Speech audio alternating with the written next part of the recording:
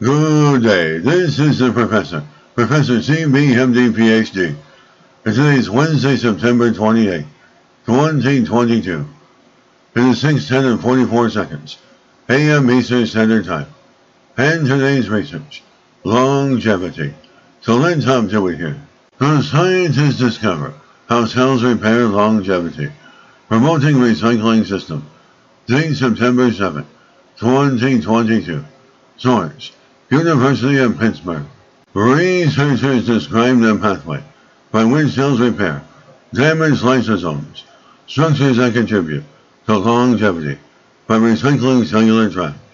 The findings are an important step towards understanding and treating age-related diseases driven by leaky lysosomes.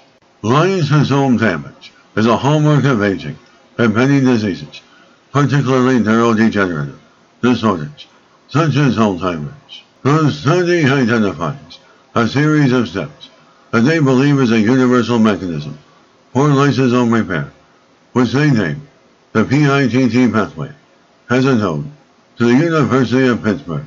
As a cell's recycling system, lysosomes contain potent digestive enzymes that degrade molecular waste. These contents are walled off from damaging other parts of the cell with a membrane that acts like a chain link fence around a hazardous waste faculty. Although breaks can occur in this fence, a healthy cell quickly repairs the damage. First, researchers experimentally damaged lysosomes and laboratory-grown cells, and then measured the proteins that arrived on the scene. And they found that an enzyme called PI4K2A accumulated on damaged lysosomes within minutes and generated high levels of signaling molecule called PTD-INS4P. And PTD-INS4P is like a red flag. It tells the cell, hey, we have a problem here.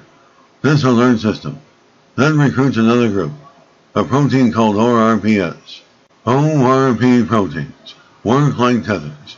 One end of the protein binds to the PTDNS4P, red flag on the lysosome, and the other end binds to the endoplasmic reticulum, the cellular structure involved in synthesis of proteins and lipids. The endoplasmic reticulum wraps around the lysosome like a blanket. Normally, the endoplasmic reticulum and lysosome barely touch each other, but once the lysosome was damaged, they found that they were embracing.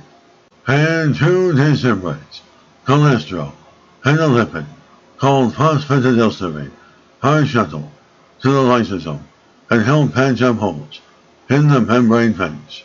The phosphatidylserine also activates a protein called ATG2, which acts like a bridge to transfer other lipids to the lysosome.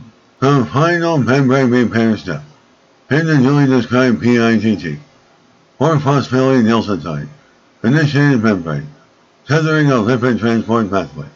What is beautiful about this system is that all the components of the PITT pathway were known to exist, but they weren't known to interact in this sequence or for the function of lysosome repair.